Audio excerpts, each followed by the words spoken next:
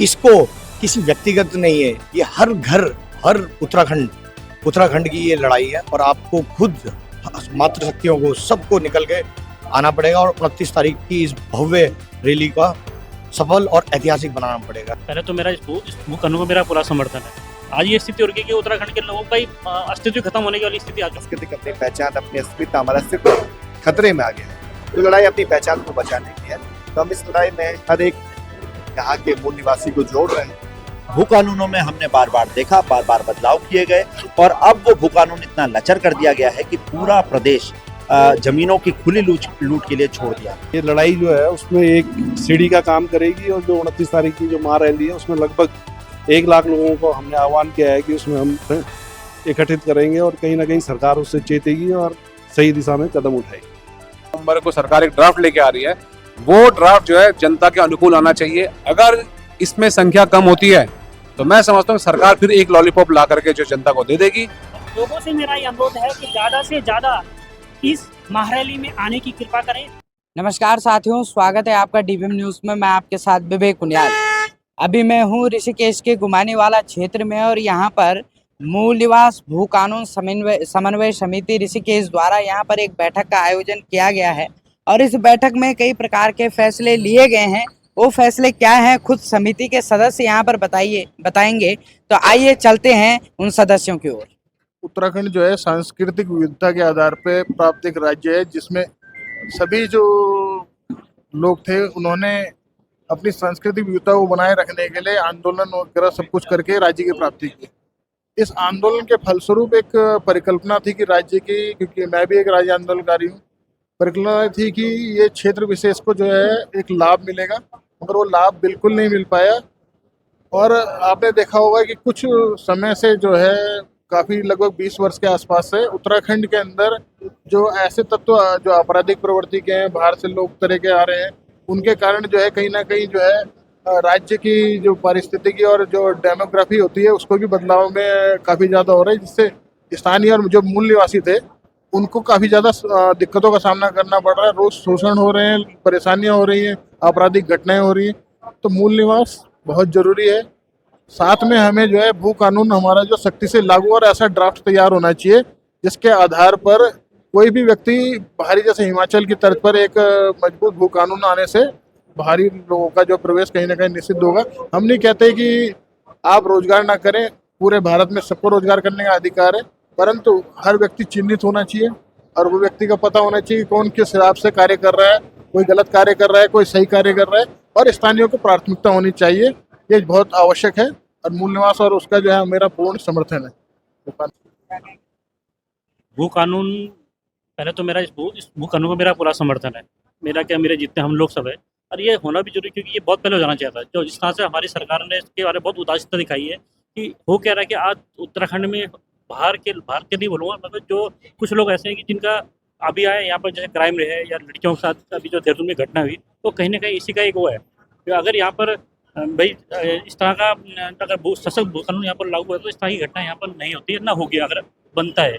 इससे ठीक है, जैसे हम कंपनियों में देखते हैं, जॉब करते हैं, 7:30 का रेशो हर जगह पे होता है कि भाई आप रोजगार रखो कहीं पे भी। जैसे अभी भाई ने कहा है कि ऐसी व्यवस्था होनी चाहिए, मतलब कर सकता है, पर कम से कम जो स्थानीय लोगों को कहाँ जाएगा। भाई उत्तराखंड के लोगों ने इसके लिए कुर्बानी दी है, क्यों दी थी? इसलिए देखिए कि मतलब कि वो हादसे में आ जाए।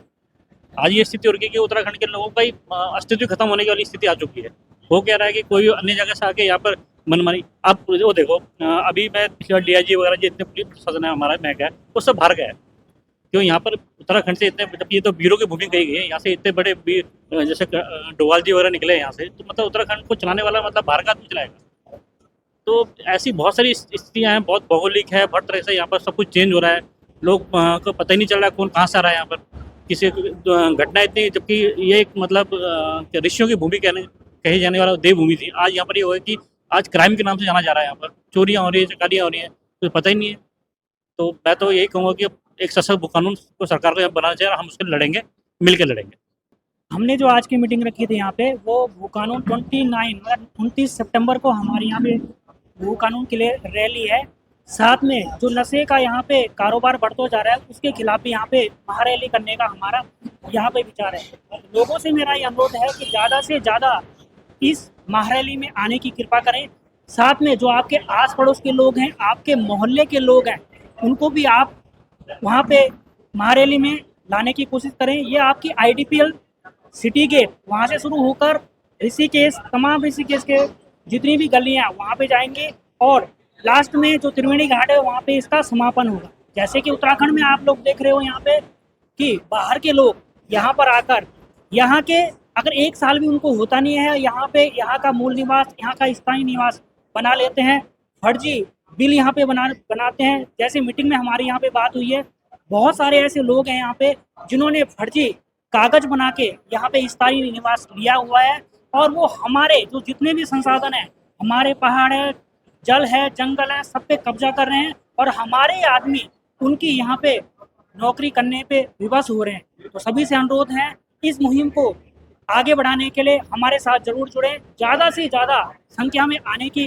कोशिश करें ताकि ये जो हमारा एम है मूल निवास भू कानून का वो सही हो सके। उद्देश्य हमारा 29 तारीख को जो महारैली करने हम जा रहे हैं, भू कानून, अपना जो हमारा उत्तराखंड है, जिस उद्देश्य से ये उत्तराखंड बना था, जो 42 लोगों की शहादत इसमें हुई थी, उन्होंने इसीलिए इसका ये बलिदान जो है वो इस क्षेत्र पूरे उत्तराखंड के लोगों को मिले, उसके लिए जो मूल है, मूल जो हम यहाँ के मूल निवासी है, उनको जो अधिकार मिलने चाहिए, उन अधिकारों में जो डाका जो बाहर से लोग यहाँ आ रहे हैं और फर्जी प्रमाण पत्र या आपने निवास प्रमाण पत्र, अस्थायी निवास प्रमाण पत्र बना के वो हमारे अधिकारों पे डाका डाल रहे हैं। उद्देश्य ये है कि उस चीज़ को हम सुधारें। मूल निवासियों को यहाँ चाहे आपकी नौकरियों पे है, चाहे आपका कोई व्यवसाय है, उस पर अधिकार मिले। बाहर के लोग जो हमारे जो ज़मीनें यहाँ खरीद रहे हैं उस पर अंकुश लगे और हम जो लोग हैं उस पर मामूली लालच जो कर रहे हैं और बाहर के लोगों को यहाँ बसा रहे हैं, हमारी जो सामाजिक संरचना जो सारी बिगड़ रही है। क्योंकि कोई भी यहाँ आपका कोई भी अपराध होता है तो उसमें 99% लोग सारे जो बाहर से यहाँ आए वो कर रहे हैं, उस पर अंकुश लगेगा।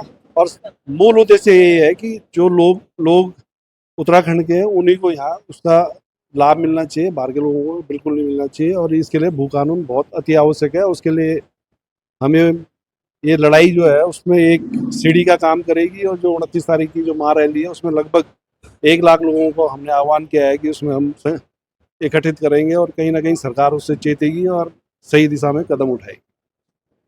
देखिए, जैसे कि हमने करीब 24 दिसंबर 2023 को पहली महारैली इस प्रदेश में करी थी देहरादून में। हमें 20 से 25 हज़ार लोगों का समर्थन उस दिन रैली में मिला था।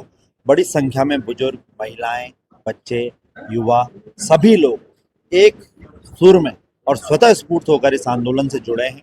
सब लोगों की एक ही पीड़ा है कि हमारा मूल निवास हमें वापस मिलना चाहिए और प्रदेश में एक सशक्त भू कानून लागू होना चाहिए। जिस प्रकार से हम लगातार देखते आ रहे हैं कि पहले 2000 में मूल निवास की व्यवस्था के साथ स्थायी निवास की व्यवस्था शुरू करी गई, उसके बाद 2012 में मूल निवास की व्यवस्था पूरी तरह समाप्त कर दी गई और स्थायी निवास की व्यवस्था चालू कर दी गई। और अब हमने देखा है 23-24 में जब UCC कानून आया है, हमारे यहाँ निवास की जो अवधि है वो मात्र 1 साल कर दी गई है। तो जिस प्रकार से मूल निवास इस प्रदेश से पूरी तरह से खत्म कर दिया गया, भू कानूनों में हमने बार बार देखा, बार बार बदलाव किए गए और अब वो भू कानून इतना लचर कर दिया गया है कि पूरा प्रदेश जमीनों की खुली लूट के लिए छोड़ दिया गया। हम लोगों ने मूल निवास भू कानून समन्वय संघर्ष समिति बनाई।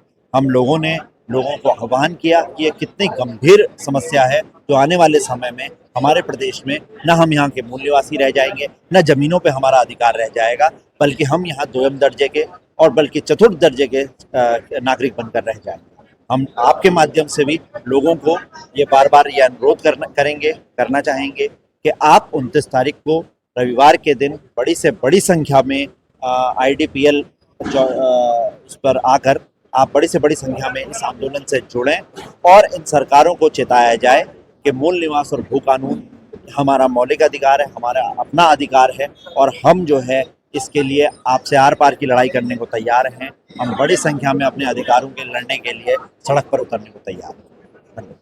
देखिए, आज ऋषिकेश में मीटिंग हुई है और 29 सितंबर को स्वाभिमान महारैली ऋषिकेश में होने जा रही है। उसकी तैयारियों को लेकर तमाम क्षेत्रों से प्रबुद्ध जन यहाँ पे पहुँचे हुए हैं। तो तय किया गया है कि इस कार्यक्रम को सफल बनाने के लिए जन जागरूकता अभियान चलाया जाएगा। हर एक व्यक्ति को जो यहाँ का मूल निवासी है उस इस आंदोलन से जोड़ा जाएगा। सभी की भावना है कि उनका जो मूल निवास का अधिकार है उन्हें मिले, उनके जमीनी कानून मजबूत हो।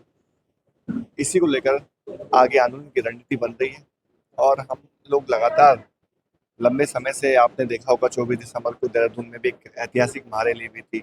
उसके बाद हम लोगों ने गैरसैंण में किया, टिहरी, श्रीनगर, हल्द्वानी समेत तमाम अलग अलग शहरों में हम लोग महारैलियां कर चुके हैं और हम इस महारैली के जरिए सरकार को चेता रहे हैं कि जो भावना को लेकर इस राज्य के निर्माण हुआ है उस भावना के अनुरूप सरकार को काम करना चाहिए। इसके पीछे भावना थी कि हमारा राज्य होगा तो हमारे लोगों को नौकरियां, रोजगार मिलेगा, लेकिन आज स्थिति होगी मूल निवासी खत्म हो गया तो हमारे लोगों को नौकरियां भी नहीं मिल रही, ना रोजगार मिल पा रहा है। मजबूत भू कानून न बनने से हमारी जमीनें बाहर से आने वाले लोग बड़ी तादाद में खरीद रहे हैं। इससे क्या हो रहा है कि हमारी सांस्कृतिक, अपनी पहचान, अपनी अस्मिता, हमारा अस्तित्व खतरे में आ गया है।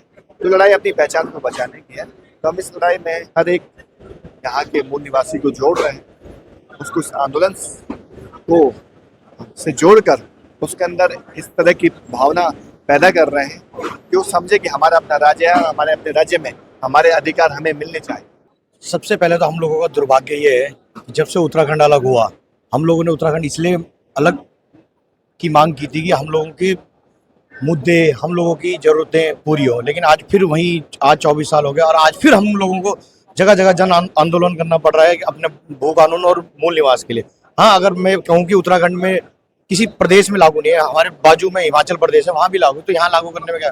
अब हमें अपने हकों के लिए अब सड़कों में उतरना पड़ रहा है। तो और जिन प्रतिनिधियों को हमने विधानसभाओं में भेजा उन्होंने आज तक इसकी बात नहीं की, तो कोई दिक्कत नहीं। जहाँ जन रैली होगी, जहाँ जन आंदोलन होगा, उसी हक से फिर हम दोबारा हमको अपने हक मांग रहे हो इसी से।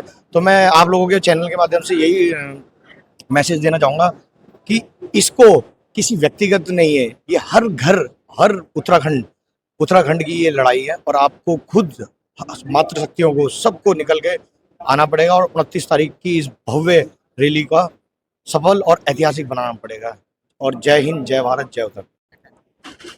मुझे तो लग रहा है कि जो है 24 साल पहले जो जिसके लिए राज्य बना था वो सपना पूरा नहीं हुआ, लेकिन आज जो है ऋषिकेश देवभूमि से आगाज हो रहा है और निश्चित रूप से जो है स्वतः स्फूर्त आंदोलन का जो रूप ले रहा है।